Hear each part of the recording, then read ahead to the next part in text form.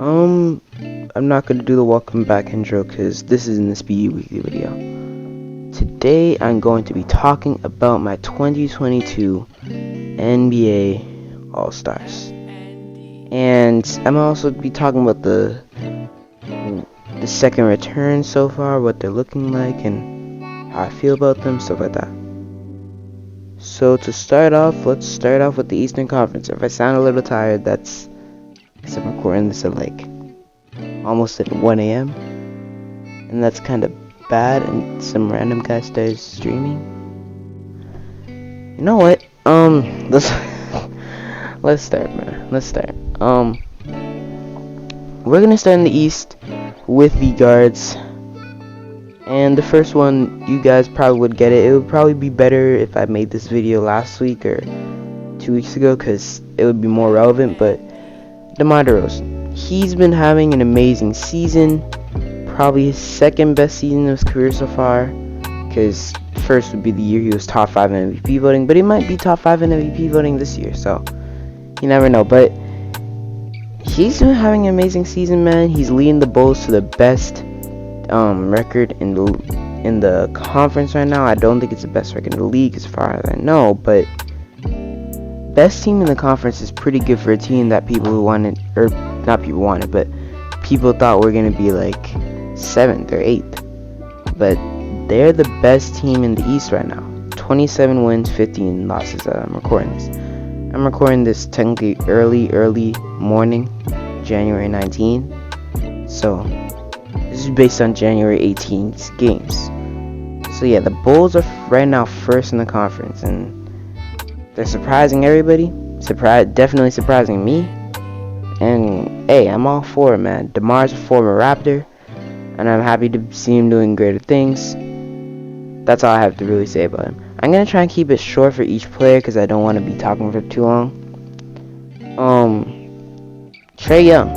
The Hawks haven't been doing as good this year. They're the 12th seed at this moment, and but Trey Young has still had a pretty good season. He started off pretty rocky because he had to adjust to the fouling rules and stuff, but now he's starting to get back into it, and it's good to see because I want Trey Young to get better. And now it's actually a conversation to say who's better, Trey Young or Luka. And Trey dropped 50 a few weeks ago, so this video also again would have been better to drop a few weeks ago, but hey, Trey Young still deserves it. I wouldn't change my answer now, so good job, Trey Young. Moving on, next pick, Zach Levine. Actually, should I just go to my starters? I already revealed this, so I'm gonna just do guards, forwards. So Zach Levine. He's in the Bulls. The Bulls are the best team in the conference, and he's pretty good at basketball. I don't really have much to say about Zach Levine, man. He's just doing what he was doing last year, but except on a good team. And when you put those together, you're definitely gonna get an all-star appearance. If it wasn't clear, by the way, DeMar and Trey were my starters. Then moving on, James Harden. Really, to be honest, a lot of people said that James Harden would be averaging like 16, 15, 14 a game this year. And at first he was, but he started to pick it up. He'll have some games where he's taking a bit of a step back, letting KD do his thing, and let the other guys do their thing. When Kyrie is playing, he'll let him do his thing. But James Harden, when he needs to come out and play, he will, man. He will score. He will go back to what he was doing in his Houston days. So at the end of the day, James Harden is still James Harden, and that's pretty good, man. James Harden he's James Harden. I don't really have to say much other than that. And I'll get to my wild card later. Pretty much, I really should have explained this before I started saying the players. I have 4 guards, 6 forwards, 2 wild cards, 1 for each position. And same for the West. So, and then we just have a bunch of snubs. But weirdly, all the snubs are guards. Like, I don't really see many snubs that are forwards. But anyways, moving on. for the forwards in the East, I got, well, there's some guys I don't even have to explain why they're here. Giannis, KD, Joel Embiid. That's literally all I have to do is say their names. Those three are the starters, guaranteed. If they're not the starters, then it's rigged. It's rigged, man. After that, you got Jimmy Butler. He's currently leading his team to the second record in the East. They just beat my Raptors technically 2 days ago, but for me it feels like it was yesterday, but it was technically 2 days ago. And Jimmy Butler, man, he's the heart and soul of that team. He's that guy, and even though they were doing good without him, now that they have him back, this Heat team's looking scary. I said it at the beginning of the season, I'm gonna say it now, the Heat are a dark horse for this NBA championship, man. The Heat could actually have a chance to win it, and, you know, yeah, so they deserve recognition. Moving on, Jason Tatum. To be honest, now looking back, if I could, I would, you know what, I'm gonna just make this decision right now. Jason Tatum, forget you, bro.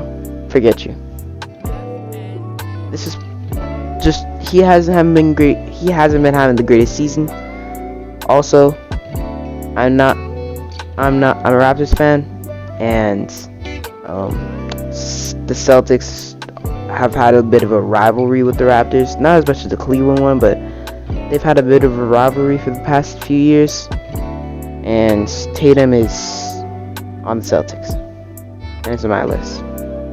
So yeah, Tatum's off my list. Let me move on to the next guy before I say my wild card for the forwards. So, Jarrett Allen is my next guy. He's on the Cavs, and the Cavs deserve an all-star. They're the 6th seed right now. It's like completely surpassing everybody's expectations. And nobody could say they would have expected this, because they be lying, man. Actually, wait, no, the Cavs are in the they're the 4 seed now. They're above the Bucks and the Sixers. That's crazy. They're legit a game behind the Nets. And this is a Cavs team. Their best players are Darius Garland and Jarrett Allen. If you look at the other teams, like, for example, the Bulls got DeMar and Zach Levine, 2 former All-Stars. And then also Vucevic, who's a former All-Star. Then the Heat got Jimmy Butler and Bam, former All-Stars. And then Kyle Lowry too, who's also a former All-Star. Nets got, of course, KD and Harden and Kyrie, 3 superstars. And then the Bucks got Giannis, and they're the former champions. And the Sixers got Joel Embiid. And if they had Ben Simmons, they'd probably be doing even better. But then you got the Cavs. And their best player, like, they got Jarrett Allen. They just got a mix of guys. And Colin Sexton and Ricky Rubio are injured right now.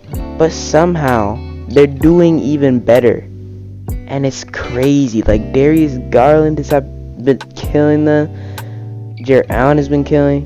Kevin Love, after what he pulled last year with the whole wanting to be traded thing, now he's starting to do better.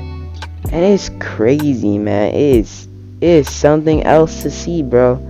The Cavs are they're surpassing everybody's expectations. When it comes to the playoffs, I don't know how good this team is going to be, considering they're pretty inexperienced. Like, Jarrett Allen probably has a bit of playoff experience with the Nets. But, like, the 2 times that he was in the playoffs, they got eliminated in the first round. Rubio does he have any? I think he has maybe a bit. He has to have a bit, because he's been in the league for like 11, 12 years. He has to have a bit of playoff experience. He can't be in the league for that long and just not make the playoffs. That's, you know? I'm trying to think. There's De'Aaron Fox, who hasn't been in the league. Wait, no. Let me stay on topic. Is there anybody else on that Cavs team? Kevin Love. I'm an idiot. Okay. Yeah. Kevin Love obviously has been in the playoffs multiple times, won a championship. So he's the one guy who would bring the playoff experience. So if Kevin Love starts killing in the playoffs and, you know, brings this Cavs team to this, like, a few rounds, that'll be actually nice to see, man. I don't want to see that happen. But moving on, that's pretty much all I have to say. Jared Allen has had a good season. The Cavs have had a surprising season, so it's good to see them. This could also count as my mid-season, and I'm gonna make my mid-season review later on. That'll be probably coming out this Sunday, hopefully. Now, Bam Adebayo is my next All-Star. He is on a Heat team that's currently the 2nd seed, and it's, what can I say, man? It's Bam. It's Bam, man. He's defensively doing great, offensively doing decent. He's been out for a minute, but that's the reason I had him in wild cards originally. But then I was like, you know what, Jason Tatum ain't even doing that great. So yeah, sadly, if I could, I would put Jaylen Brown here instead of Jason Tatum. But man, bro, the way they handled the positions this year, I didn't like it. Cause if I could, I would make DeRozan and Jaylen Brown forwards, then put them in the All-Star game instead of Bam and Tatum. And then I'm already removing Tatum, but yeah. And then I would also put in, that would give me space to put Trey and Levine as the starters, James Harden and one of the snubs as there, and then the wild card would probably still stay the same. And let me get to that. The wild card, you might say it's biased. I don't really care. To be completely honest with you, we don't care. Fred VanVleet, man. Fred VanVleet. And this, again, would have been a lot more relevant 2 weeks ago. But Fred VanVleet. Hold on, let me check. Is this? Yeah. I had to check if it was recording because, you know, Fred VanVleet has had a really good season, taking Kyle Lowry's role, and he's ran with it. And it's nice to see, man. He's undrafted, so he would be like the 2nd undrafted All-Star after Chris Middleton, I'm pretty sure. And he's like, it's crazy to think about it, but he's one of the best undrafted players of all time. And he's on my team. Like, it's crazy. Yeah, this would be nice to see because Toronto finally getting some recognition. Also, just seeing VanVleet in the All-Star game, that would just make me happy as a Raptors fan. And this one is also, you might say, he's a little biased. The Pascal said, listen. If I could, actually, if I could, I would move DeMar over to a forward position, and he would be playing here. But he's a guard, so. And Tatum hasn't been having the best year. So, and Pascal Siakam, man, if you think, like, he had a bad year last year, I'll admit that. But he does get an excuse because of COVID, but he still did have a bad year. But he's come back this year, and he's played, over the past few games, he's have averages of at least, like, 20, 12, and, like, 8. 20 points, 12 rebounds, 8 assists. And he's playmaking amazing. Like, his playmaking's gotten way better. His rebounding's good. His scoring is good. And when he gets in a groove, it's hard to stop him because he's just such a, like, not dominant, but he's such a skilled post scorer that he's so hard to stop. And there's not many players that can guard him that doesn't make it a mismatch. And it's nice to see, man. Like, you'd have to put Bam or Giannis on him. Well, okay, that's a bit of a stretch, but you have to put a really good defender on him to stop him in the paint. And if you do, because if you're not able to stop him, you're going to have to double team. Then he gets a wide open guy on the 3-point line, passes out, he gets a shot. And that's how he's gotten a lot of his assists this year, man. It's nice to see. Moving on to, should I say the snubs at the end, or I think I'll say the snubs now so that you guys can, like, stay with it. My snubs are for the East, Darius Garland, LaMelo Ball, Bradley Beal, and Jaylen Brown. All of them are guards, and that's why I heard Kenny talking about this too. If it would be nice if they had like positionless voting. So that means if there's positionless voting, my 12 guys right now would be Giannis, KD, and Embiid, Jimmy Butler, DeMar, Trey, Zach Levine, James Harden, and then that leaves room for 4 guys. Then you can give one to Jaylen Brown, you can give one to Jared Allen, one to Fred VanVleet, and one to Darius Garland.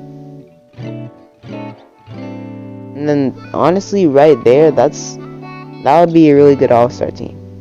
You could maybe sub in Bam for one of the Cavs players, but yeah, that would be a good All-Star team, man. I'd want that more than what they have right now, or what I have right now. But you know, it kind of sucks. You could also say Tatum's a snub, but he hasn't been having the greatest season, so that's the only reason I don't have him all the way up. There's a lot of guys who we expected to just go off, who haven't been doing great, but I'm gonna talk more about that in my next weekly recap. That's gonna be in my mid-season review. Moving on to the West now. The guards, let me just get the obvious out of the way. Steph Curry. Do I need to explain? It's Wardell, Stephen Curry, bro. Like, I don't need to say anything. Then there's Ja Morant. I do want to talk a bit about Ja Morant. Ja Morant has been having a breakout year. He's just leveled up completely, and although Zion has not been playing, it's like he's trying to separate himself from Zion and show that he should have been picked instead of Zion. And honestly, a lot of people are saying that they should have gone with Ja. I would still say Zion because he is injured and we still don't know what's going on with him. So when he comes back, he might come back even better than what Ja's doing right now. But you know, it's nice to see Ja dominating, man. It's nice to see Ja getting better. Because now I could be like, oh, I remember when Ja was a rookie, he was trying to posterize all these guys, and then now he's doing all this. Like, I want to be that guy. But yeah, moving on. Donna Mitchell.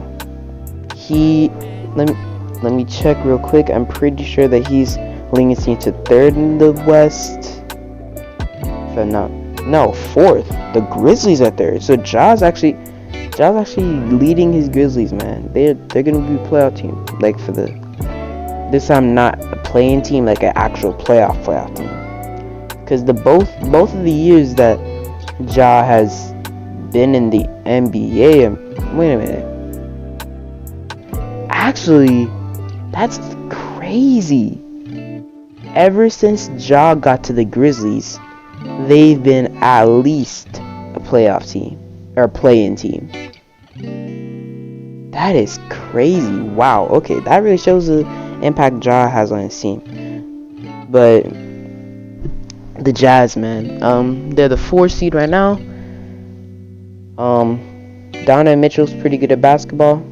And there's another guy who's from the Jazz on here that you guys probably know that I really want to talk about, so I'm going to get to him later. But yeah, Donna Mitchell's having a nice year, and they're the 4th seed, so, you know, I have to give it to him. Also, I like Donna Mitchell, so that, of course, adds a bit to it. Moving on. Luka Doncic. I did expect him to have an MVP year. He definitely has not had that, but at the end of the day, he's still Luka, and he'll have some nights where he just goes off, and those nights just remind you, oh, he's might be having a bit of an off year, but at the end of the day, he's still Luka, man. He is still Luka Doncic. And then now we're gonna get to the forwards for the West. The ones I can get out of the way quickly: LeBron, Jokic. Don't need to explain. They've been having amazing seasons. That's all I need to say. Then, after that, we got Paul George, and Paul George is,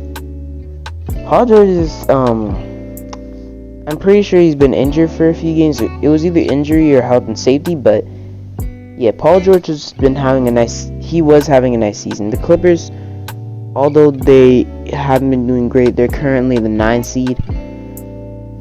I think right now, Paul George does deserve to be an all-star starter, based on how he was playing before, and I don't think he's playing now, but I think that he still deserves it, because he deserves it definitely more than the other guys on the bench.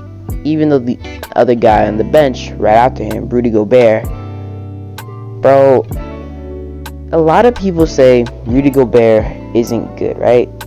They say that he's like, because I think it's like a lot of the narrative is that after what happened to him in the Clippers series, that the Jazz now can't win because of Rudy and all his, like, all the stuff that happened with him. So, but like, if you really watch Rudy Gobert play defense, it's actually crazy the amount of defensive support he adds for that Jazz team, man. Like, he's just always there. Anybody goes to the paint, you already know they're getting blocked by Rudy. Rudy is just, he's just there, man. And it's crazy to see the defensive impact he has on this team. So, that is something else. That is truly something else. Rudy Gobert, man, he deserves it. Moving on, my next 2 picks are, well, actually, I'm gonna just say my next pick. Anthony Davis hasn't been having the most amazing, like, the team hasn't been doing as good. Like, all these Paul George, AD, and Rudy, all 3 guys are, no, not Rudy, Paul George, AD, and Karl Anthony Towns. He's the next guy I have. All 3 of these guys are in the play-in tournament right now. And, for Paul George, it's because he hasn't been playing with the team as much. But, and also, Karl Anthony Towns is because they're the Timberwolves and they're not expected to be much more than a play-in team. But the Lakers, man, AD, I expected him to have I wanted him. Not that I expected him, I wanted him to have a really good year, to go off to, like, average, like, do what he was doing when he was in New Orleans, but he definitely has not done that, man. And yes, I understand there have been injuries, but AD, I just wanted to do better, bro.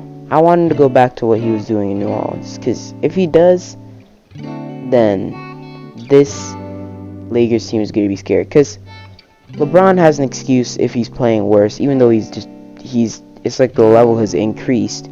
LeBron has an excuse. He's getting older. He's 37. His body's starting to break down. And Westbrook has an excuse because he's also getting older. Not as old as LeBron, but still up there in age. Well, not up there, but he's still getting older. My point. He's still getting older, so he still has a bit of an excuse. But AD is still supposed to be in his prime. There's guys like, this is the time when it's not his prime, but like it's right after his prime. It's like a bit post prime, because certain draft classes hit their primes at certain years or certain points. For the 2009 draft class, I think it was really from like 2015 to 2016, let's say 2018, because that's when Harden was dominating, Curry was dominating, all the guys in the draft class were DeMar was dominating, all those guys were going off. And then you could say for me like 2011, it would be about 2018 to like 2020, or not 2018, 2019, because Kawhi was doing good, Kyrie was doing good, Clay was doing good. And then you also got the 2012 draft class, Bradley Beal and AD, and that would really be like 2019, 2020, because that was this, and also 2021 too, because those two especially went off in those 2 years, and that was, but, and then you got 2013, now in 14 draft classes are dominating with Jokic, Giannis, all those guys now are starting to come through. So 2012 draft class didn't really have a large window to like be the center of the spotlight, but you know what I'm saying? If you really think about it, it makes sense what I'm trying to say. If you get what I'm trying to say, comment down below. Okay, moving on. If any of you guys got this far in the video, so that'd be nice. Karl-Anthony Towns had a great season, led his team to the play-in. That's all I need to say for now. That's really all I need to say. Because they've been out of the playoffs for so long, and now that they're finally, like, they haven't had a real playoff run except for that 1 year with Jimmy, but then they got eliminated in the first round. Now they actually have a chance to be in the playoffs, like actually compete. Well, not compete, of course. They're probably not going to be in the second round, but they have a chance to be the 6th seed, because right now they're the 7th seed, and they have a chance to jump up to that 6th seed, and that's good. It's good to see Karl-Anthony Towns finally getting an opportunity. Also, Anthony Edwards, D'Angelo Russell, all these guys on this team. It's good to see, man. Also, Patrick Beverley, too. You can't forget about him. But moving on. I'm trying to keep the rest of these short because I don't want this video to be too long. Devin Booker. Because I do want to give it an all-star spot to Chris Paul. I really do. Because Chris Paul is Chris Paul. But, man, there's only 5 guard spots. And I would definitely trade a guy like Karl-Anthony Towns, my wild card guy, for Chris Paul. Well, maybe not. Well, actually, I don't know about that. But I got Devin Booker, bro. Devin Booker, they're the best team in the league right now. And yeah, I don't need to say anything else. They're just, the best team in the league. Moving on. My wild card for the forwards, Draymond. He's on the second best team in the league, and he pretty much orchestrates that Warriors offense and defense. He's just like the heart and soul of that team. And when you're the heart and soul of the second best team in the NBA, you deserve some recognition. And then the snubs for the West. I put Dame here, but I don't really think he's a snub anymore considering all the injuries. So just instead of saying Dame, I'd say CP3. Then I also got Shea, Gilgeous-Alexander, and DeJounte Murray. Both of those two have had amazing seasons, and they do deserve some recognition. But at the same time, I don't think that they deserve more than Devin Booker, Luka, Donovan, or any of the other guys I have there. So it kind of sucks. Do I think they deserve more than Draymond? Maybe, but that's a good argument. It's a definitely good argument because they put up more stats than Draymond, but Draymond, he contributes to more winning basketball, considering those two are on non-playoff or play-in teams. So, there's not much of an argument you can make for that. But that's pretty much all I need to say. I think I'm going to make my video reacting to the third returns in a different video because I'm pretty sure they're going to come out this week. I'll probably do that in the Speedy Weekly Hoops recap or Speed Weekly Hoop recap, and because I don't really want to make this video too long. It's already almost 30 minutes long, so I'm trying to cut down the runtime of this video. So yeah, that's probably gonna be where I ended off. If you have any thoughts about this, or if you want, comment down below your all-star team, and I want to hear from you guys. I want to see what you guys are thinking, because it's really interesting. You guys can debate about it in the comments. There's a lot of debatable things in this whole all-star year. So yeah, because there's a lot of guys who could deserve it, especially in the East when it comes to guards.